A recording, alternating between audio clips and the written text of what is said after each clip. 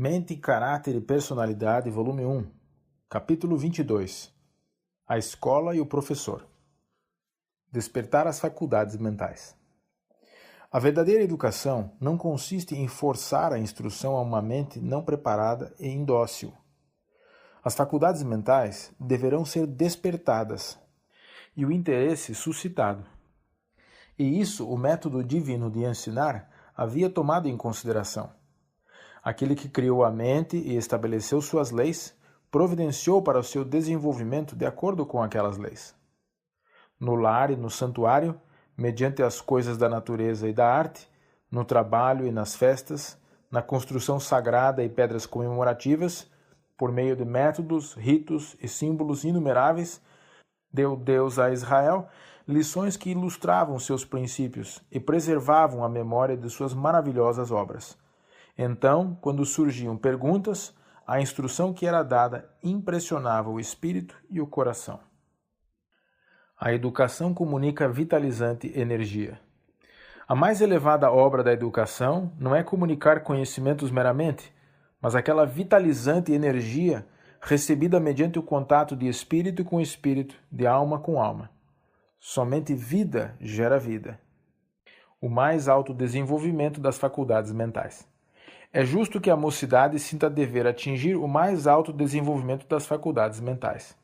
Não queríamos restringir a educação que Deus nos pôs limites. Mas nossas consecuções de nada valerão se não forem utilizadas para a honra de Deus e bem da humanidade. Não é bom sobrecarregar a mente de estudos que exigem intensa aplicação, mas que não são introduzidos na vida prática. Perigos de algumas escolas.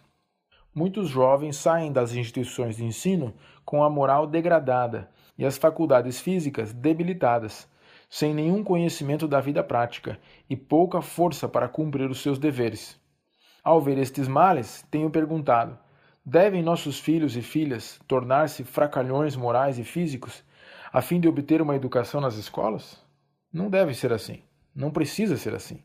Se os professores e os estudantes forem fiéis às leis da natureza, que são também as leis de Deus. Todas as faculdades da mente e do corpo devem ser postas em exercício ativo para que os jovens se tornem homens e mulheres fortes e bem equilibrados. A educação deve ser resguardada.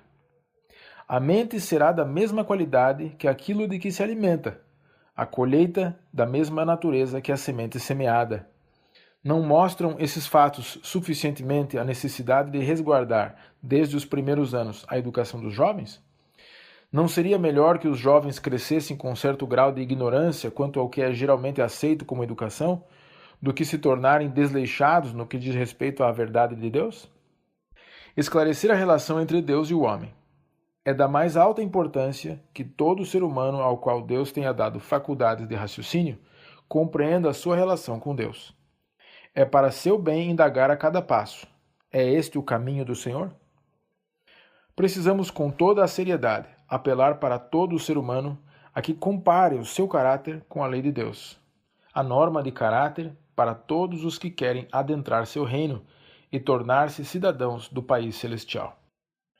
Educação superior. A ciência de uma pura, sadia e coerente vida cristã é obtida pelo estudo da palavra do Senhor. Essa é a mais alta educação que qualquer ser terrestre possa obter.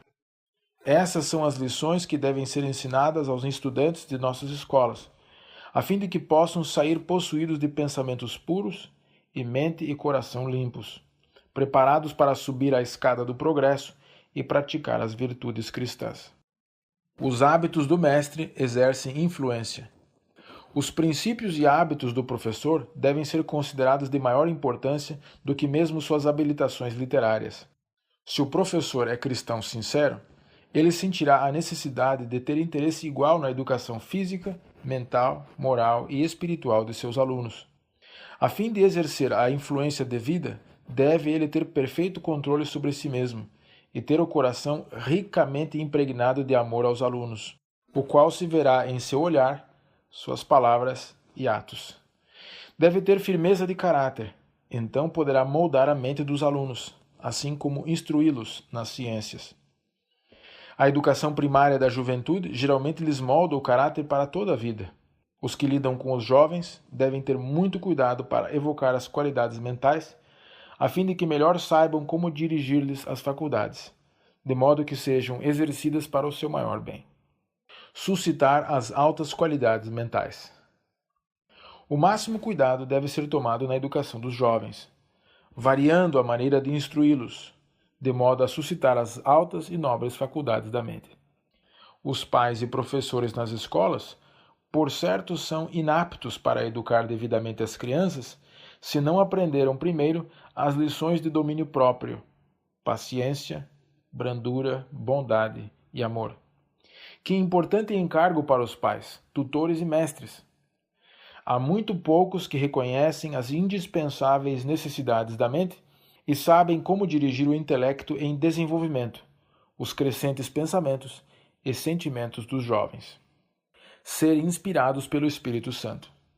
Tratar com mentes humanas é a mais delicada obra que possa ser feita, e os professores devem ser inspirados pelo Espírito de Deus, a fim de que sejam habilitados a fazer a obra da maneira devida. A luta com os malfeitos. Jamais os eduqueis dando publicidade aos erros e malfeitos de qualquer escolar, pois eles considerarão uma virtude deles exporem os erros de outro. Nunca humilheis um aluno apresentando perante a classe suas ofensas e erros e pecados. Não poderíeis fazer obra mais eficaz para lhe endurecer o coração e confirmá-lo no mal do que assim procedendo. Falai e orai com ele a sós, e demonstrai a mesma ternura que Cristo vos mostrou a vós, que sois mestres. Nunca animeis qualquer estudante a criticar e falar das faltas de outro. Escondei uma multidão de pecados de todas as maneiras possíveis, seguindo, para restaurá-lo, a maneira de Cristo. Esta espécie de educação será uma bênção, fazendo-se sentir nesta vida e estendendo-se até a futura vida imortal. Plenamente habilitado para tratar com mentes humanas. Todo professor necessita de que Cristo habite em seu coração pela fé e de possuir genuíno espírito de abnegação e sacrifício por amor a Cristo. A pessoa pode ter suficiente educação e conhecimento nas ciências para lecionar, mas foi averiguado se ela possui tato e sabedoria para lidar com mentes humanas?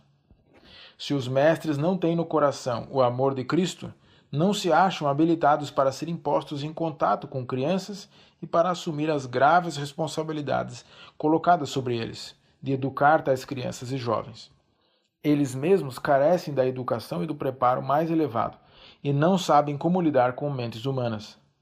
O espírito de seu próprio coração natural e insubordinado procura assumir o controle e submeter o maleável intelecto e caráter das crianças a semelhante disciplina, equivale a deixar na mente cicatrizes e lesões que jamais se dissiparão.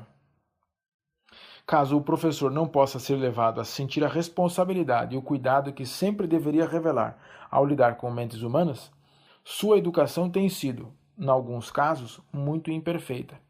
A instrução recebida na vida familiar tem sido prejudicial para o caráter, e é deplorável que esse caráter e essa orientação deficiente se reproduzam nas crianças colocadas sob sua direção. Responsabilidades não para os inexperientes. A escola paroquial de Battle Creek é parte importante da vinha a ser cultivada. Mentalidade bem equilibrada e caráter simétrico são necessários aos professores de qualquer ramo. Não confieis essa obra às mãos de jovens senhoras e homens jovens que não sabem como tratar com mentalidades humanas.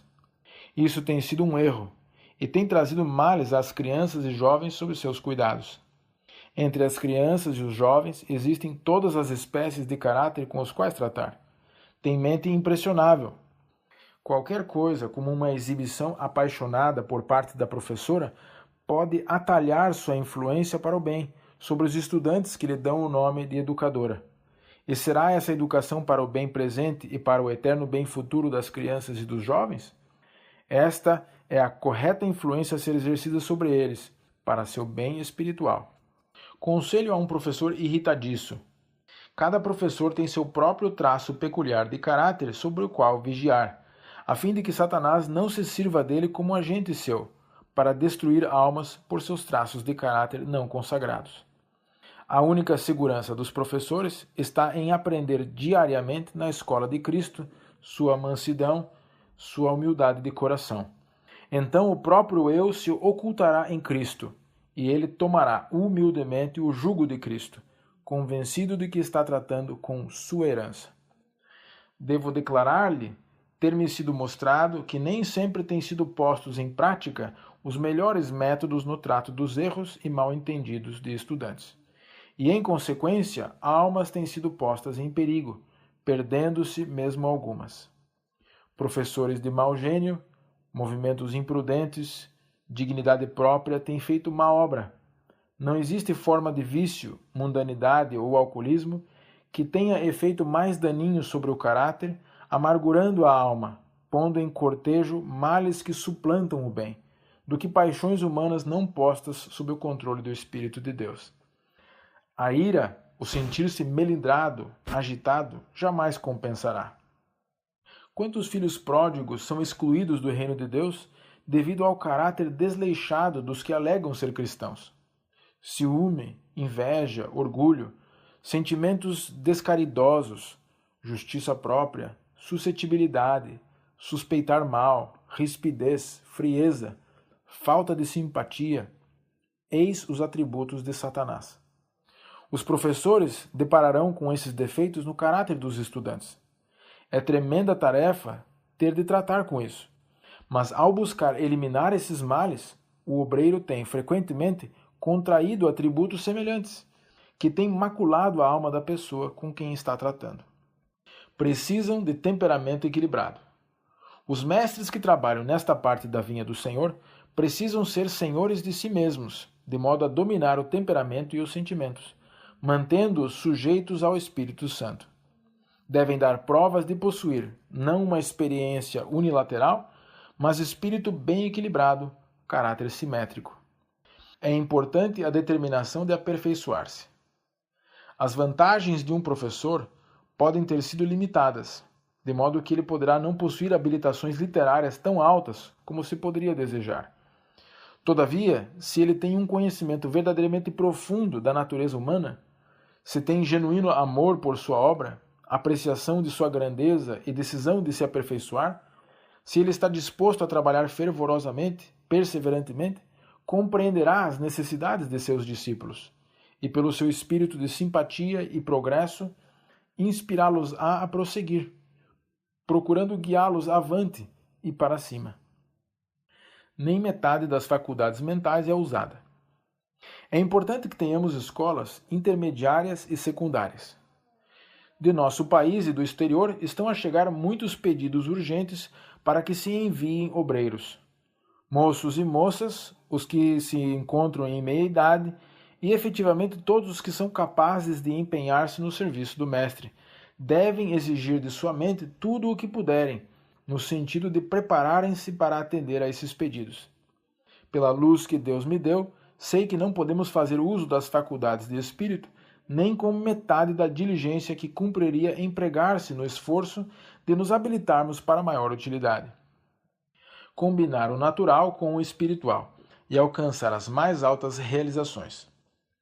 O natural e o espiritual devem ser associados nos estudos de nossas escolas. As atividades da agricultura ilustram as lições bíblicas. As leis obedecidas pela terra revelam o fato de que ela está sob o excelso poder de um Deus infinito. Os mesmos princípios regem o mundo espiritual e o mundo natural. Separai a Deus e sua sabedoria da aquisição de conhecimento, e tereis uma educação claudicante e unilateral, morta para todas as qualidades salvadoras que dão poder ao homem, de modo que seja incapaz de obter imortalidade por meio da fé em Cristo.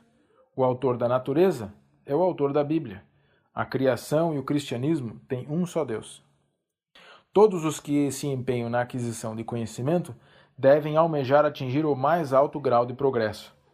Avancem eles tão depressa e tão longe quanto puderem.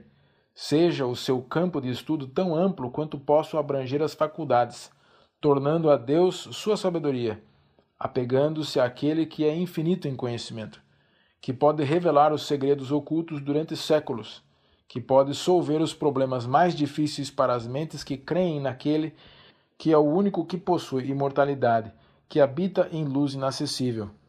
A testemunha viva para Cristo, prosseguindo em conhecer ao Senhor, saberá que como a alva será sua saída. Aquilo que o homem semear, isso também ceifará. Por meio de honestidade e laboriosidade, mediante o devido cuidado do corpo, aplicando todas as faculdades mentais na aquisição de conhecimento e sabedoria nas coisas espirituais, toda a alma pode ser completa em Cristo, o qual é o modelo perfeito do homem completo. Lições corretas não podem impressionar a mente que não conhece a verdade da palavra de Deus. Mas a caída raça humana não quer compreender. Supõe que a ciência da natureza controle ao Deus da natureza.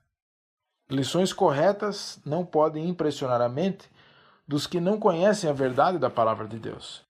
Quando o coração e mente são submetidos a Deus, quando o homem está disposto a ser instruído, qual uma criancinha, encontrará na palavra de Deus a ciência da educação. A alta educação do mundo tem se demonstrado uma farsa.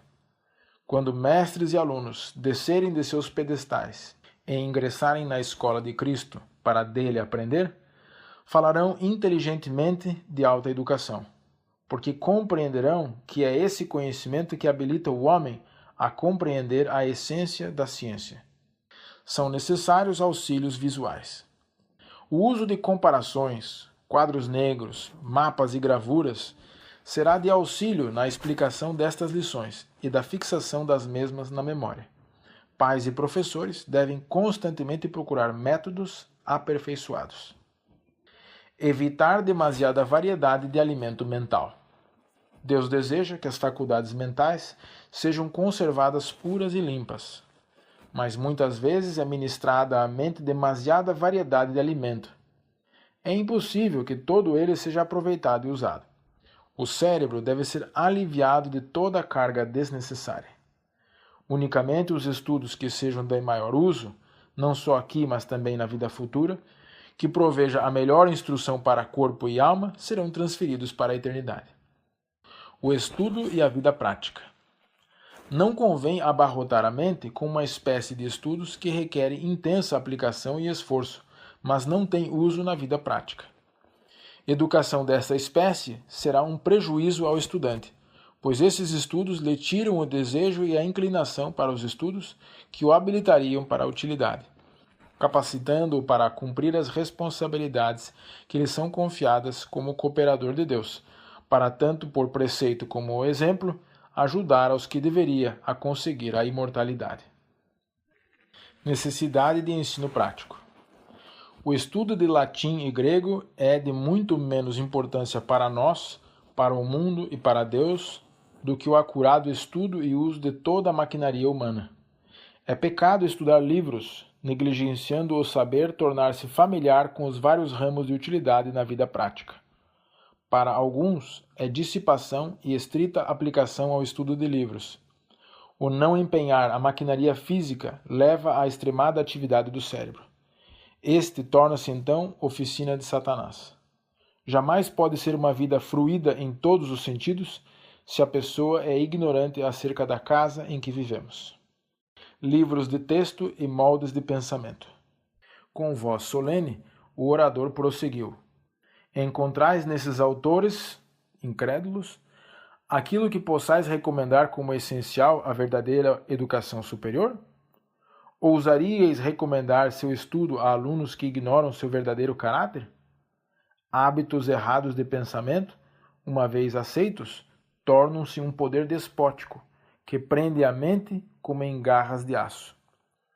Se muitos do que receberam e leram esses livros nunca o tivessem visto, mas tivessem aceito as palavras do Mestre Divino em seu lugar, estariam muito mais adiantados do que estão no conhecimento das divinas verdades da palavra de Deus, a qual torna os homens sábios para a salvação. Esses livros têm levado milhares, aonde Satanás levou Adão e Eva, a um conhecimento que Deus lhes proibiu que tivessem. Mediante seus ensinos, estudantes têm trocado a palavra do Senhor por fábulas. Amplos princípios da Bíblia para controlar conceitos. Sobre a mente de todo estudante deveria ser impresso o pensamento de que a educação é um fracasso, a menos que o entendimento tenha aprendido a apanhar as verdades da revelação divina e a menos que o coração aceite os ensinamentos do Evangelho de Cristo.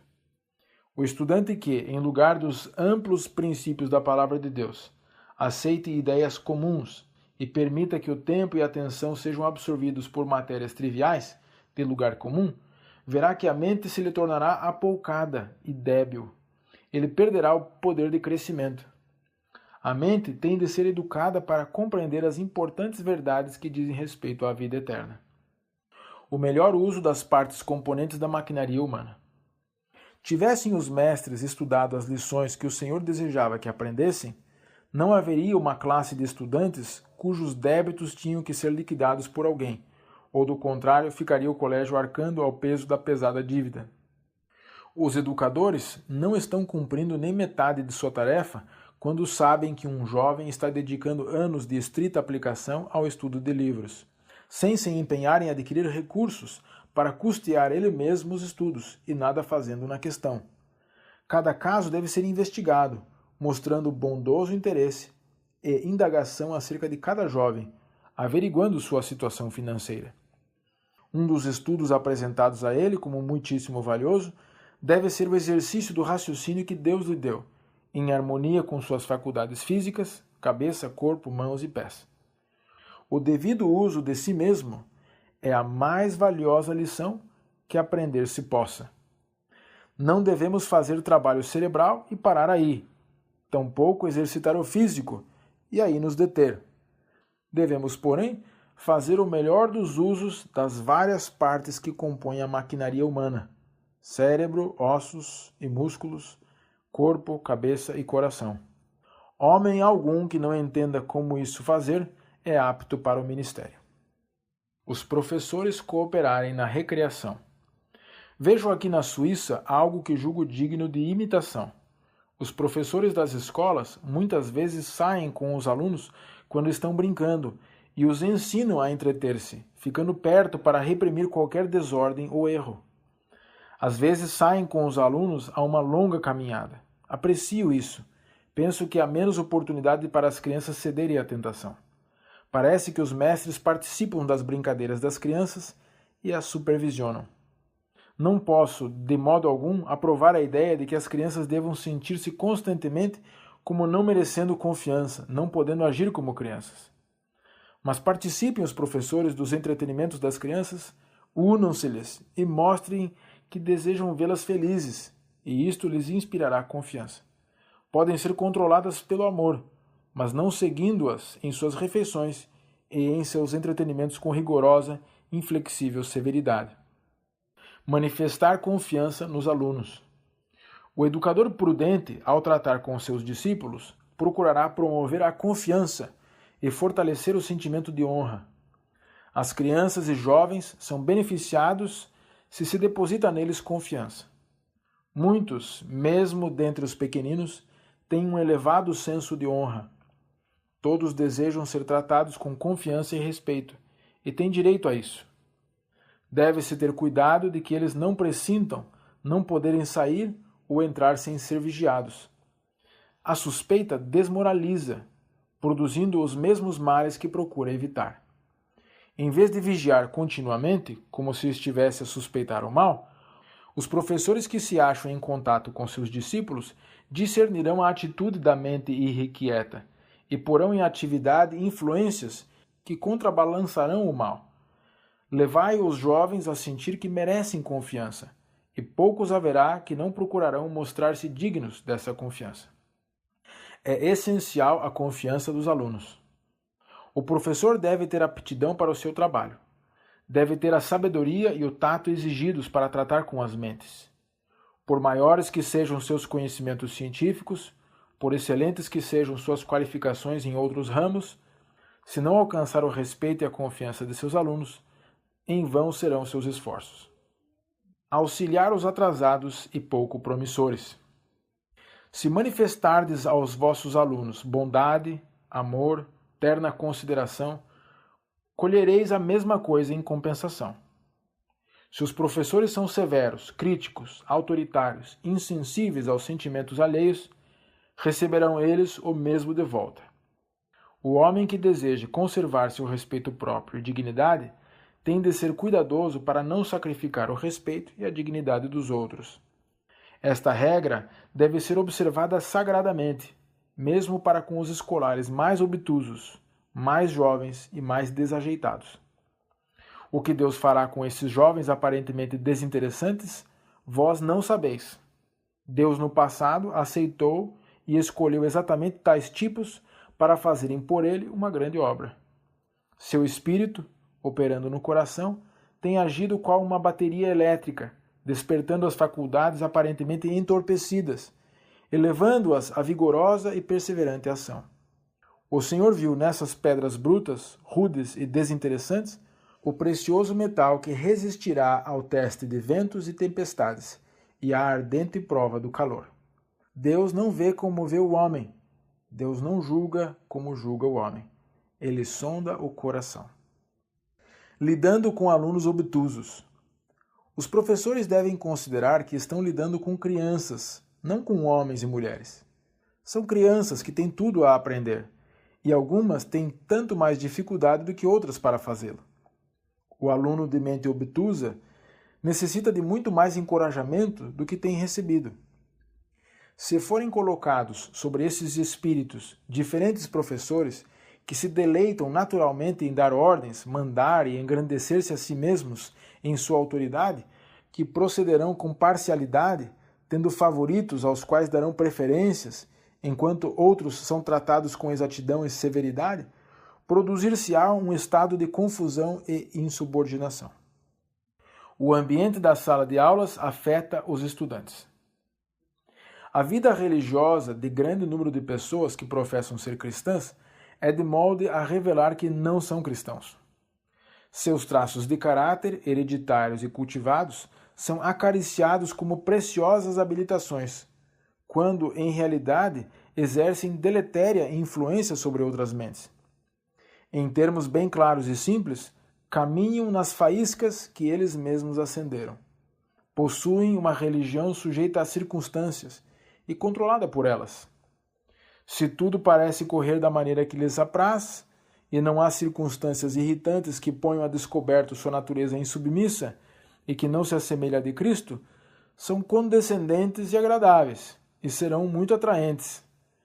Quando ocorrerem certas coisas na família ou em sua associação com outros que lhe perturbem a paz e provoquem seu mau gênio, se colocarem todas as circunstâncias diante de Deus e continuarem a fazer seu pedido, suplicando sua graça antes de se empenharem nas tarefas diárias como professores e conhecerem por si mesmos o poder e a graça e o amor de Cristo habitando em seu próprio coração antes de iniciarem suas labutas, anjos de Deus são levados com eles para a sala de aulas.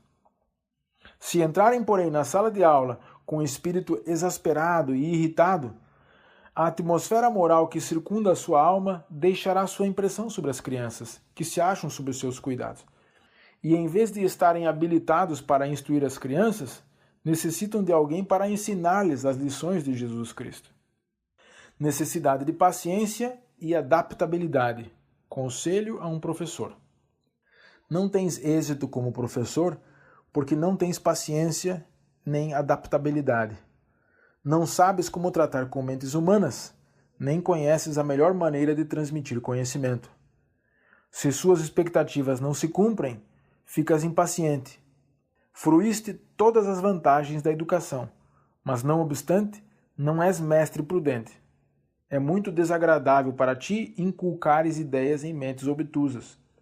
Em tua juventude, careceste de disciplina e preparo, mas o espírito que manifestaste sob a correção estragou-te a vida. Os pais devem cooperar com os professores.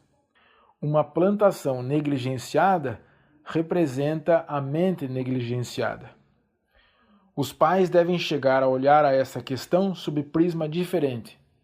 Devem conscientizar-se de seu dever de cooperar com o professor, encorajando a sábia disciplina e orando muito em favor daquele que está ensinando os filhos. Não ajudarás as crianças ralhando, censurando ou desanimando-as. Tampouco farás tua parte contribuindo para que se rebelem e sejam desobedientes e indelicadas e desamáveis por causa do espírito que acalentas. Responsabilidade da comunidade religiosa. Não pode haver obra mais importante do que a devida educação de nossos jovens. Devemos guardá-los, repelindo a Satanás, para que ele não os tire de nossos braços. Quando os jovens vêm para nossos colégios, não devem ser levados a pensar que se encontram entre estranhos, que não se importam com sua alma. Deve haver pais e mães em Israel, que estejam vigilantes por essas almas, como quem deve prestar contas por elas. Irmãos e irmãs, não vos conserveis longe dos queridos jovens, como se não tivesses especial solicitude ou responsabilidade por eles. Vós, que há muito tempo haveis professado ser cristãos, tendes uma obra a fazer, a fim de paciente e bondosamente os levar pelo reto caminho. Deveis mostrar-lhes que os amais, porque são membros mais jovens da família do Senhor, a aquisição de seu sangue. Encontrando corações obstinados e disposições perversas. Nosso Redentor tinha uma natureza humana muito compreensiva. Seu coração sempre se comovia diante do manifesto desamparo da criancinha exposta a maus tratos, pois ele amava as crianças. O mais fraco clamor de sofrimento humano jamais chegava inutilmente ao seu ouvido. E todos os que assumem a responsabilidade de instruir os jovens depararão corações empedernidos, disposições perversas, e sua obra é cooperar com Deus na restauração de sua imagem moral em cada criança. Jesus, precioso Jesus, havia em sua alma um completo manancial de amor.